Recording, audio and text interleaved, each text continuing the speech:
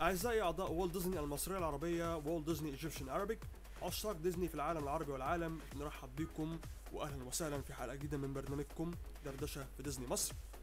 طبعا النهاردة الحلقة الأخيرة زي ما كنا نوهنا من فترة. الجزء الأول هيبقى النهاردة، وبإذن الله لو لينا عمر الأسبوع القادم هيبقى الجزء الأخير، يعني الجزء الثاني من الحلقة. وصلت لنا رسائل واستفسارات بيسألوا ليه يعني البرنامج يتم توقفه في هذه المرحلة. هو يا جماعة البرنامج مش هتوقف ولا حاجة، بس احنا من ساعة ما فتحنا الصفحة يوم 4/4/2011 وحتى يومنا هذا الحمد لله بنستضيف على مدار الأسبوع نجوم من الدبلجة في ديزني النسخة العربية، والحمد لله كان لنا الحظ والشرف ان نلتقي مع الأعمدة، يعني الناس اللي هم الكبار اللي ساهموا بشكل مؤثر جدا في نجاح هذه الأفلام. فعشان كده انا ما اعتقدش ان احنا ممكن نضيف المرحلة الجاية جديد في البرنامج، وهننزل بيان نوضح فيه الاسباب بشكل كامل. وبنحضر دلوقتي البرنامج جديد جدا هيكون مفاجأة وجريء ان شاء الله، هننوه عنه وهتعرفوا التفاصيل منه خلال المرحلة الجاية. طبعا قبل ما ابدأ الحلقة في الاول احب اشكركم من كل قلبي باسمي وباسم الكرو بتاع والت ديزني ايجيبشن ارابيك على ثقتكم، والحمد لله من اول ما فتحنا الصفحة في ابريل لغاية دلوقتي واحنا محققين نجاح الحمد لله انا بعتبره كويس وفضل من عند ربنا. انا عن نفسي وكل الناس اللي في الادمنز بيقروا الاقتراحات والاستفسارات بتاعتكم، وكل حاجه احنا بنقراها بنحاول على قد ما نقدر ان احنا ننفذها، وبناخد بعض الحاجات في عين الاعتبار ان احنا نحاول ان احنا نرتقي بالصفحه لاكتر واكتر، المزيد من التقدم ان شاء الله بفضل الله سبحانه وتعالى ثم اليكم. فانا حبيت الاول ان انا اوجه تحيه ليكم وبشكركم جدا، ويا ريت الثقه دي تفضل متبادله طول العمر، يعني ان شاء الله طول ما احنا عايشين يعني. النهارده طبعا ضيفتنا فنانه يعني كل فانز ديزني اكيد عارفينها من الصغير للكبير، عارفين انها ليها دور مؤثر بنسبه 103% في نجاح افلام ديزني النسخه العربيه، سواء على مستوى الاخراج الغنائي، سواء على مستوى التمثيل والاداء، سواء على مستوى الاخراج الموسيقي. هي فنانه انا بعتبرها شامله، استاذتنا كلنا، وانا بعتبرها العرابه يعني جاد ماذر بتاعه ديزني النسخه العربيه، لانها فعلا انسانه جميله جدا وحبيناها كلنا، ولما قربنا منها اكتر واكتر على المستوى الشخصي والانساني فعلا الصوره ما قلتش، لا بالعكس دي زادت، وزاد احترامي ليها واحترامنا كلنا ليها، وبجد يعني احنا سعداء جدا، وانا سعيد جدا جدا جدا انها خلتنا ان احنا ننفرد بالحوار ده معاها. هنسمع الاغنيه دي من ادائها ونرجع بقى ونبدا الحوار مع الاستاذه الدكتوره جيهان الناصر. هيحب فيكي ايه؟ فوقي بقى لنفسك، مش معقول فاكره واقع في الحب. هتحبي يا حرامي؟ تعالي لمامي. ده انا لا كده انا فهمت. رابنزل كده كبرت، رابنزل فاهمة وحلوة، أنسة شطورة بجد. إحساسك مش كذب، عال لو حاسة بأمان روحيله واديله التاج. ده معقول؟ ده اللي بيسعى إليه وبيكدب عليكي، هياخده منك ويطير. مستحيل. اسمعي الكلام، هيخلع في لحظة والمية تكدب النار. لا إحساسك مش كذب، لو بيحبك هنشوف، وإن مهربش أبقى خسرت.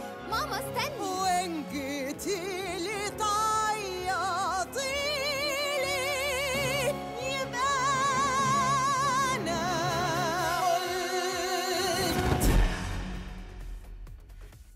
معانا دلوقتي الدكتوره جيهان الناصر. دكتور ازاي حضرتك؟ أهلا بيك. حضرتك منورانا في صفحه والت ديزني المصريه العربيه. الله يخليك يا محمد، ميرسي جدا. لو تعرفي حضرتك يعني الناس كلها مستنيه الانترفيو ده بفارغ الصبر، وانا عن نفسي سعيد بالمستوى الشخصي اني قابلت حضرتك جدا، لان احنا من الناس اللي احنا يعني عرفنا حضرتك من زمان وتربينا على افلامك وشفنا الحاجات الحلوه اللي حضرتك كنت بتعمليها يعني فاحنا سعيدين جدا، انا سعيد جدا على المستوى الشخصي اني قابلت حضرتك. والله انا اللي اسعد جدا وميرسي خالص ان انتوا بتهتموا بالحاجات دي، وخصوصا ديزني يعني مش اي حاجه، يعني مش اي حد بيهتم بالاعمال دي يعني. مكتوب على النهر من زمان ما ينزلوش مرة الإنسان. المية تجري تتغير واللي يحير الناس رافضة التغيير وكمان عاشقين أيام زمان، مع إنه شيء بيأخر لو بنفكر. ليه شايفة كل الأحلام واقفة في مفترق النهر تمام، قدام طريقين في مفترق النهر تمام، وامشي على فين؟ حد فيكو يقول لي محتارة ما بين قلبي ولا عقلي يا واهب الأحلام؟ قولي أرجوك قولي. أنا حاسة بي ورا الأشجار طيف ومخيلني ليل ونهار، أنا شايفة عند الشلال فوق الجبال، مستنية وفي قلبي نار يجي على موج بحار، في بعاده يا ما طالت الأيام. يلا تعالى أوان في مفترق النهر زمان، قدام طريقين في مفترق النهر تمام، أمشي على فين؟ حد يقول لي محتارة بين قلبي ولا عقلي، في مفترق النهر تمام، في مفترق النهر تمام. هل أمشي في طريق مرسوم ثابت فرضينه عليا، وليه هتجوز أنا الكوكو وافقد أحلامي الوردية؟ عاوز أعيش أيامي مع فارس أحلامي على شط نهر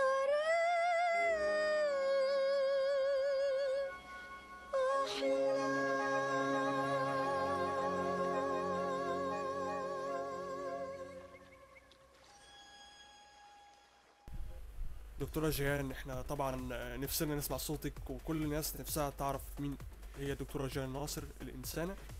عشان كده انا هسيب المايك مع حضرتك تقول لنا بطاقتك الشخصية، تعرفينا بنفسك أكتر، وتقول لنا بدايتك مع ديزني كانت ازاي. جيهان أحمد الناصر، مدرس مساعد بأكاديمية الفنون قسم أصوات، خريجة المعهد العالي للموسيقى العربية، سوليست بالأوبرا، كنت عضو بفرقة أم كلثوم للموسيقى العربية. غنيت طبعا حاجات كتيرة سواء عربي سواء في الأوبرا كمان. بدايتي مع ديزني لما كنت طالبة لسه، كانت بالصدفة البحتة يعني. أنا كان زميلي دعاني إن أنا أشترك في لاين كينج 1، فكنت موجودة بالصدفة وكانت زميلة ليا بتغني، فابتديت ان انا اوجهها ازاي تغني يعني. وكان في ناس متواجدين انا مش عارفة شخصياتهم مين، وكانوا دول من ديزني، انا ما كنتش عارفة ان دول من ديزني اساسا. بس فاتضح فيما بعد يعني ان هو الشخص ده بليك المدير. ايوه بالظبط كده. اللي كان اخرج لاين كينج 1 ده كان هايك بالظبط. بالظبط. بس فانا كنت كده على اساس ان انا يعني اعرف هايك كويس، وهو بيانيست معانا في الاوبرا وكده. فالمهم بليك كلم استاذ سمير حبيب اللي هو ساعتها كان بيتم التسجيل عنده، وهو كان منتج منافس ساعتها. فكلمه قال له ان جيهان الناصر دي شاطره جدا ويا ريت هي تخرج بعد كده. فالمهم اتطلب مني ان انا فعلا اعمل ده. بس قلت لهم طبعا انا هكمل بعد كده، لكن هايك لازم هو اللي يكمل وكده. المهم كانت البدايه في بوكاهونتس. انا كان ليا اسلوب معين ان انا باخد الفيلم كله جايد بصوتي، بعمل سي دي لكل شخصيه علشان يحفظوا، وبعد كده يتعمل الفويس تيست بالنسبه لهم. فجاء استاذ سمير حبيب راح باعت صوتي كمان من ضمن، ففوجئت من ديزني. لا خالص طبعا خالص، انا واحده داخله تشتغل ايه اللي المفروض ان انا اعمله. فانا عملت ل4 اشخاص صوت بوكاهونتس، شخصيات يعني على اساس ان هم بنات. فهو بعت صوتي كمان معاه، فأفاجأ إن يتوافق عليا أنا تمثيل وغنى زائد طبعا الإخراج الموسيقي. فدي كانت أول حاجة بالنسبة لي، والحمد لله يعني كنت موفقة فيها جدا.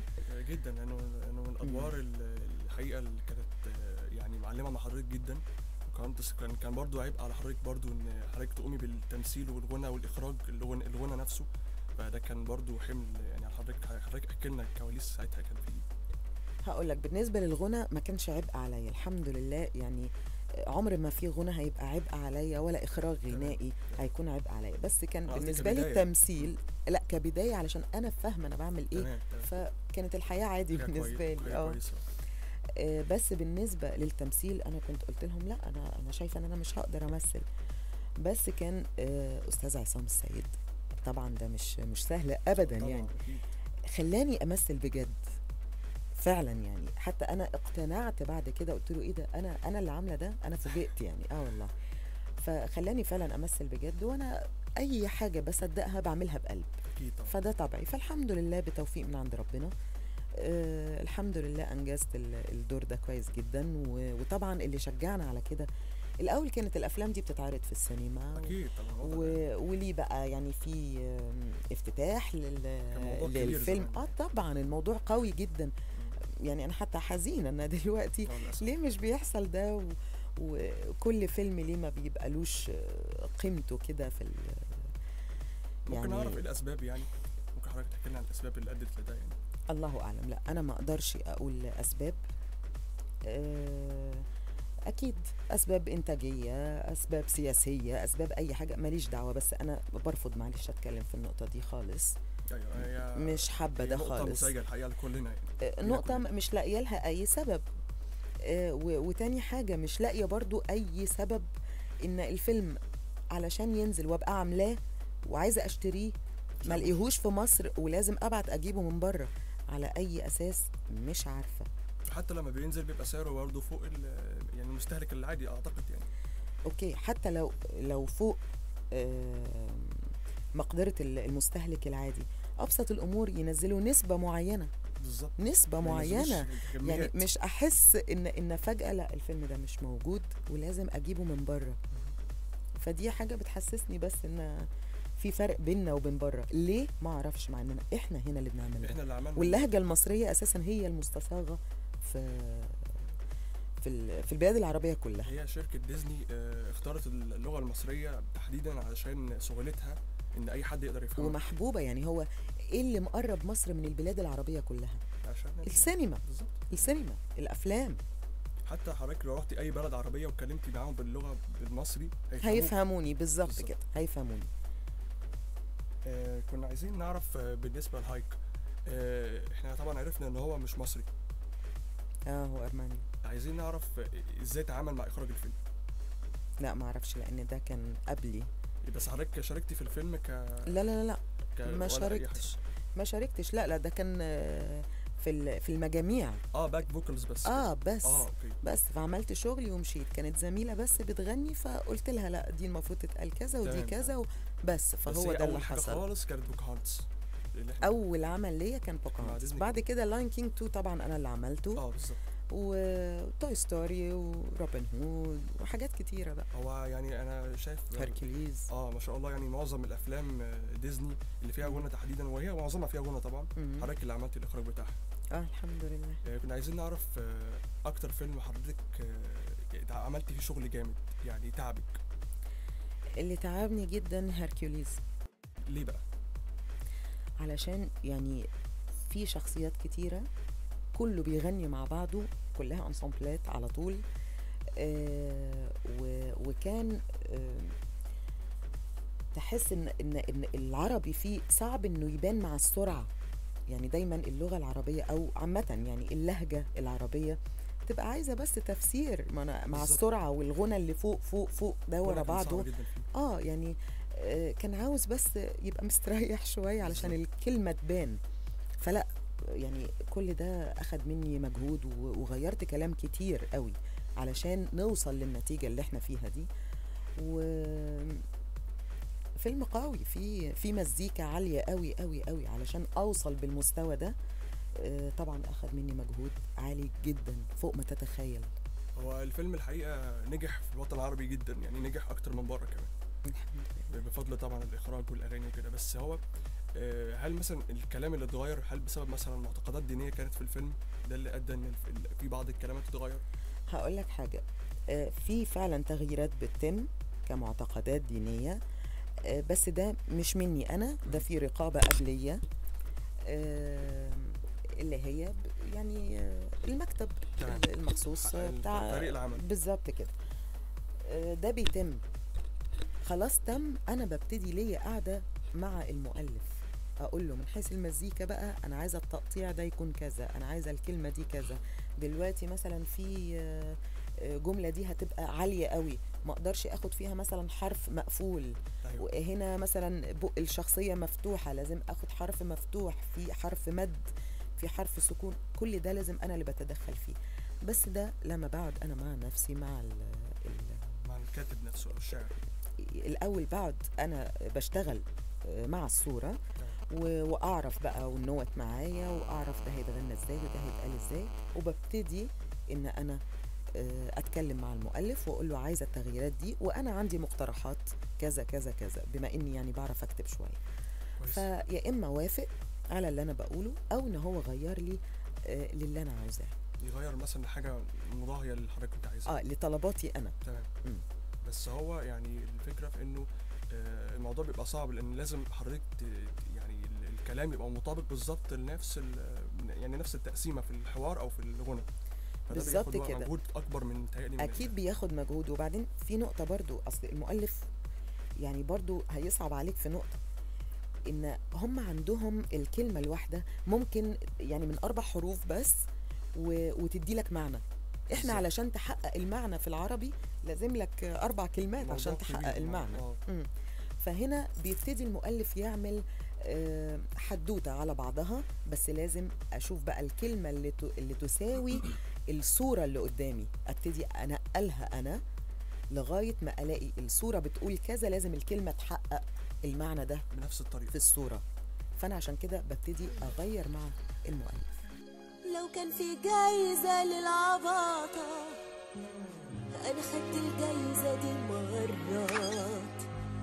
ما فيش راجل يستاهل حبي، دي حكاية قديمة بزيادة، حكاية انتي بتخدعي قلبك، روحك في عالمين راح تخفي مهما تداري في حبك، شايفين قلبك ده واللي فيه مهما تخبي حلوة، عارفين معنى الغنوة دي واللي شغلك مين. كلام أحلام لا مش هنطق، لا لا ده نهيد هيام قلبي بيعشق يا حلوة، كلام أحلام لا مش هنطق أنا، لا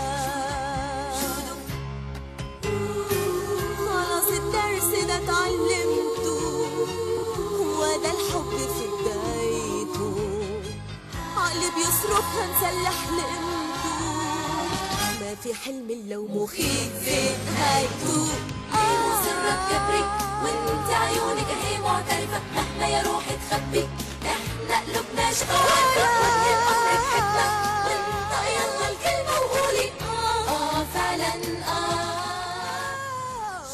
كلام أحلام لا مش هنطق، لا لا هو ده الحب، بسمتك بتقول عشقة، لا لا مش هقول عشقة، لا هيمنة فيك بتحبي ورايدة، كلام تهريج مش هنطقها، لا بلاش تأليف مش هنطقها، لا ما تخافيش لا ده الغرام يا محلى.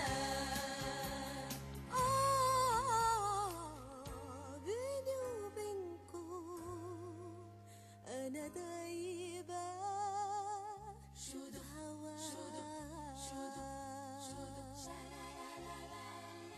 كنا سالنا برضو الاستاذ عمرو حسني طبعا الكاتب الكبير، فهو كان قال لنا برضو في بعض الملاحظات مثلا في بعض المعاني في الفيلم بالعربي بيبان اكتر من الفيلم الانجليش. طبعا طبعا. فده ممكن يخلي فيلم مثلا زي باجز لايف ينجح اكتر من بره بالظبط. وبعدين في نقطه يعني حتى مش احنا مثلا لما في اي فيلم في افيهات مثلا اكيد بتتقال، اكيد اوكي، دي هي الفاكهه بتاعت الفيلم. بالظبط كده. يعني ممكن تبقى الانجليش مثلا هم ليهم افيهاتهم احنا ما نضحكش عليها بالظبط خلاص، لكن هو عنده الروح الجميله دي اللي هي يجيب لك الافيه اللي يضحك زيها بالظبط. الانسان العربي اللي فاهمها فعلا، ومع الصوره طبعا بتبقى مظبوطه جدا، اكيد. فبتصدقها اكتر، فبتحب الفيلم اكتر، بتقتنع بيه اكتر. ممكن نسال حضرتك دور بوكهانتس خد معاكي قد ايه كتسجيل دور غنى وكحوار، وازاي بيتم الموضوع ده؟ يعني الناس برضو عايزين يعرفوا الدوبلاج بيتم ازاي، هل مثلا بيتم كل واحد لوحده ولا بتبقوا مثلا مجموعه مع بعض؟ فحضرتك اشرحي للناس بما انك مخرجه موسيقى لاعمال ديزني. طبعا الشخصيات الفرديه كل فرد لوحده، كل شخصيه لوحدها، وما ينفعش ان انا اخد كل الدور بتاعه في يوم واحد، لان خلاص بيكون استنفذ على بال ما بعيد معاه في كذا حاجه، اكيد الصوت بيتاثر. لو هنتكلم على بوكاهونتس، انا بالنسبه لي تقريبا يعني ما هو كان يوم ونص يعني. كغنى ولا كحوار؟ كغنى يعني. بالنسبه للحوار دايما بيبقى متحدد لي مثلا 3 ساعات متقسمين 3 ساعات مثلا في اليوم، علشان في شخصية تانية هتشتغل 3 ساعات غيري كده يعني. فتقريبا مش فاكرة والله بالظبط انا خدت قد ايه، بس لو هنقول 3 ساعات في 3 ساعات احتمال يكون 6 ساعات بالكتير. بس هو الفيلم نفسه كان فيه برضو يعني احاسيس حلوة، يعني كان الفيلم ساعتها عامل برضو نقلة. فايه احساسك لما اتعرض في السينما، وايه احساسك لما ردة فعل الناس اول فيلم ليكي؟ انا هقول لك حاجه، انا عن نفسي واعوذ بالله طبعا كلمه انا طبعا انا حبيت الشخصيه دي. حتى في نقطه عجيبه جدا، يعني بليك لما جه تاني مصر اول ما شافني فبيضحك قوي وبيقول لاستاذ سمير حبيب، بيقول له بوكاهونتس. ايوه صح، انا شكلي كان بوكاهونتس. دي حقيقه فعلا. الطول والشعر والوش الطويل، سبحانك حاجه غريبه فعلا. فده طبعا بيأثر على فكره نفس الوش وكل طبعا. انا حسيتها ان شخصيتي الشخصيه الجاده، وفي نفس الوقت الحساسه جدا، اللي بتدافع عن ارضها، بتدافع عن حبها، يعني حتى لو تقدر تقف قدام باباها بتقدر، بس في الحق كده يعني. بالزبط. حسيتها ان هي قريبه من شخصيتي. انا حابه الشخصيه جدا، فكنت كل حاجه بقولها مصدقاها قوي، وكل جمله كنت بغنيها انا مصدقاها جدا، حتى لدرجه ان في كذا جمله انا بغنيها وانا فعلا شارده ومش عارفه اروح فين. بالظبط. يعني بقيت حاسه ان انا هي الشخصيه بالظبط. يعني انا خلاص فصلت عن اني جيهان، لا انا فعلا بوكاهونتس، وحاسه انا مش عارفه اروح فين، وازاي هتجوز كوكوم، وازاي يعني كل ده كان جوايا، فكنت مصدقاني. صراع يعتبر في نوع من انواع الصدق، فده اللي ادى ان الفيلم ينجح. الحمد لله. انا بطبعي على فكره في الحياه اي حاجه مصدقاها بعملها، اللي مش مصدقاه ما بعملوش. دي قاعده في حياتي، وده الحمد لله اللي بيخليني اوصل للناس. يعني نفهم من كده ان في ادوار مثلا اتعرضت على حضرتك في بعض الافلام وحضرتك ما عملتهاش لانك انت ما كنتش حاساها؟ لا امال؟ انا بدخل نفسي في حاله الصدق دي. لازم يعني العمل ده مطلوب مني يبقى هعمله، يعني هعمله باذن الله طبعا. اكيد طبعا. اوكي، يعني لازم ادرسه كويس جدا، اصدقه كويس جدا، اقوله.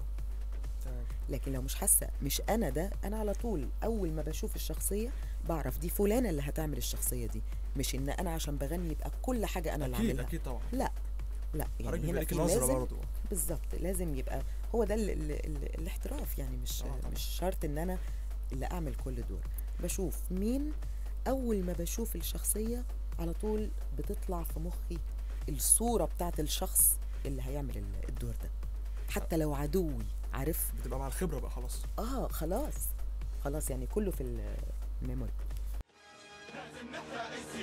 انا مش عارفه اعمل ايه يا قلبي، ده ليه الاحتار نهجم على الاشرار، دنيا نسر خدني ليه يا قوي انت يا جبار، انا زاد خوفي عليك وبتلعب بيا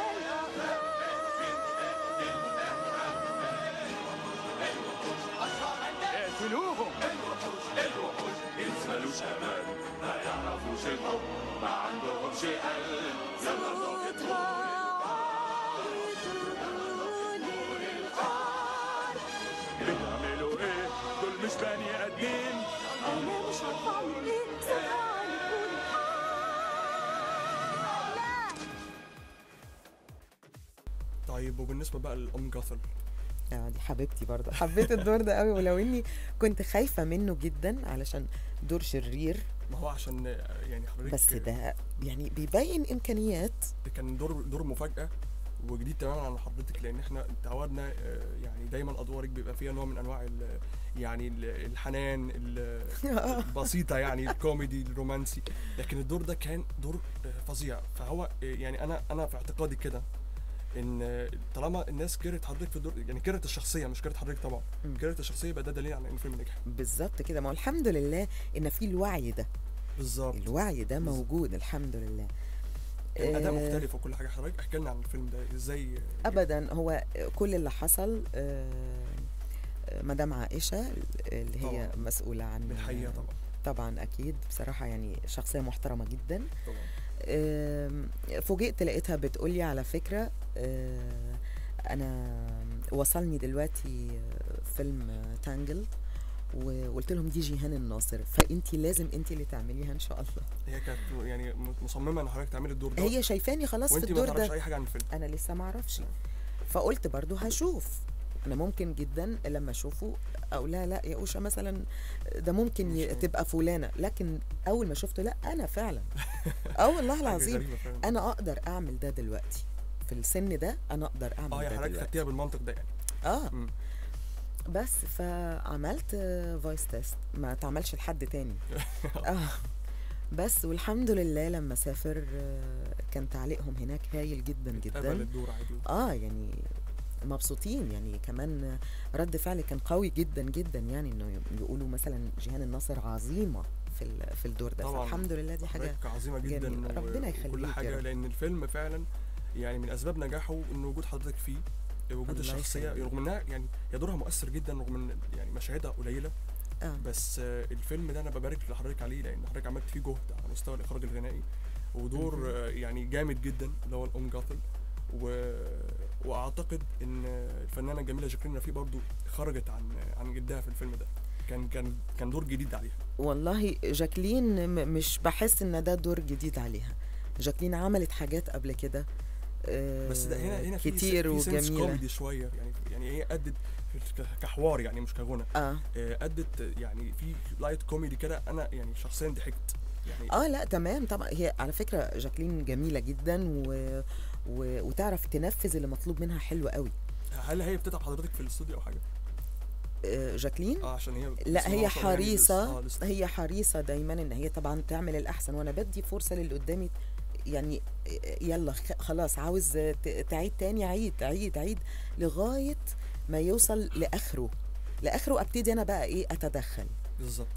هي موسيقيه وفاهمه كويس جدا، هي شطوره قوي ما شاء الله عليها، لكن اللي بيغني جوه مش زي اللي بيبقى شايف بالظبط بره. ببقى محتاجه لا الانفعال ده مثلا، لا انا عايزه اكتر يا جاكلين هنا، علشان انت هنا المفروض بتتحركي بتجري، ما ينفعش ان انا اخد الموضوع اهدى من كده، لازم يبقى في نيرف اعلى مثلا من كده. دي الحاجات الملحوظات مثلا اللي بقولها لها، لكن كودن موسيقيه طبعا لا هي طبعا فنانه جميله وغناها زي الفل كتير جدا الحقيقه طبعا. بالظبط. بدري من 7 الصبح انا بصحى انضف، بكنس البيت كده وابقى ابتدي التنظيف، بلمع فيه بمسح ارض وبشطب، بعد ما ازيد مسح واعيد مرتين لا 200، ساعتها بقرا كتاب وروايه او اشعار، وارسم لي رسمتين او لوحه على الجدار، بلعب جيتار واعمل تريكو واطبخ واحتار، واقول انا امتى بقى هعيش. طيب برضو علاء خالد الفنان الشاب اللي كان في الفيلم عمل دور فلان رايدر، سالناه قال لنا كلمه علمت معايا لغايه دلوقتي، بيقول لي دكتوره جيهان الناصر بتخلي اللي ما يعرفش يغني. والله ربنا يخليكم يا رب. والله بجد يعني الجمله دي علمت معايا جدا. فعايزين نعرف يعني علاء خالد تقييمك، مش هقول تقييمك ليه طبعا، لان هو بسم الله ما شاء الله عمل دور جامد جدا، بس عايزين نعرف الكواليس مع حضرتك في الغنى بالنسبه لعلاء في اغنيه اخيرا شفت نور، الاغنيه الثانيه اللي طيب هو معلش الموقف بتاع علاء بالذات كان غريب شويه. احنا خلاص عملنا الفويس تيست ل3 اشخاص والمفروض انه سافروا خلاص، فقلت لأوشا مدام عائشه يعني قلت لها انا عايزه اعمل فويس تيست لخالد، لانه كان لسه موريني حاجه. كان علاء أنا خالد كنت لسه في جاي مكاني. لحضرتك وكده. فانا كنت هنا على فكره زي ما انا قاعده كده نفس في المكان. الاستوديو ده. ايوه. احنا بنتكلم بالمناسبه من غير قطع كلام، احنا بنتكلم دلوقتي بنعمل حوار من الاستوديو اللي بيتم فيه تسجيل أيوة. فيدباك، اللي بيتم فيه تسجيل ديزني. اعمال ديزني. فدي حاجه شرف عظيم ان حضرتك تقابلينا فيه يعني. الله يخليك. اتفضلي كلمه. فالمهم ان علاء كان لسه بيسمعني حاجات وكده، فقلت له علاء انا عايزه اعمل لك فويس تيست للفيلم ده. فسالت، عرفت ان خلاص الحاجه سافرت لان انا كنت خلصت. فكلمت مدام عائشه سليم فقالت لي خلاص اللي شايفاه اعمليه. ففعلا اخدت له الفويس تيست. لما سافر قالوا هو يعني الثلاثه التانيين ما توافقش عليهم هو يعني هم يعني هي لما بعتت قالت ان جيهان الناصر شايفه انه علاء خالد. تمام. فالمهم هم لما سمعوا وافقوا عليه واقتنعوا بيه جدا، فقالوا لها نصيب يعني، هو ده نصيب بالظبط كده.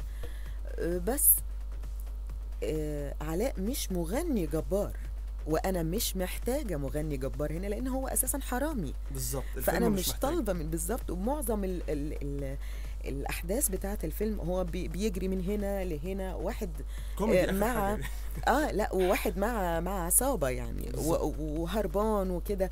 فما ينفعش خالص ان انا اجيب واحد بقى صوته حالم. لا ده انا كنت حابه قوي نسبه الحشرجه اللي في الصوت، التنفس السريع، حابه ان ما يكونش عنده نفس، حابه من التنطيط والحاجات بالظبط كده. مش طالبه منه اكتر من كده، عشان ده كل ده هيخدم لي الحدث نفسه. العمل.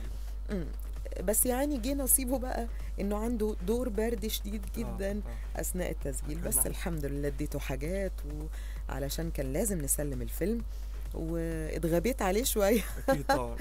وقلت له شغل يعني. ايه يا محمد، بقول لك اتغبيت عليه تقول لي طبعا. لا انا اقصد يعني مش باللفظ، انا قصدي اقول يعني ان هو الشغل شغل يعني، مفيش تهريج. لا ما انا كان ممكن جدا ان انا ااجل له. بس انا اجلت يوم، ما اقدرش اجل اكتر من كده. حضراتكم ملتزمين بمواعيد معينه. ولو كنت شايفه انه مش هاخد اللي انا عاوزاه كان لازم كنا هنبعت ليهم ونقول لهم معلش عشان ظروف حصلت كذا كذا مش هينفع نسلم دلوقتي. لكن الحمد لله هقدر اخد منه اللي انا عاوزاه. اكيد. فخلاص ده بقى يرجع لي انا. طول العمر عايش في احلامي، بجري وانا مقطوع الانفاس، وطول الوقت عمري ما شفت الدنيا بجد بعين الناس. دلوقتي هي قدام عيني، دلوقتي القلب بيقول وياها ومعاها، وطريقي مش مجهول. واخيرا شفت النور والسما من فوقي صافية، واخيرا شفت النور والسما مليانة نور، والقلب اتملى بالسرور، والهوا بالفرحة الدافية.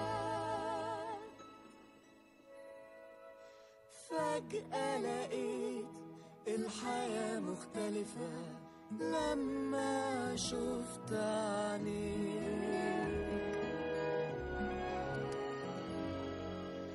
لما شفت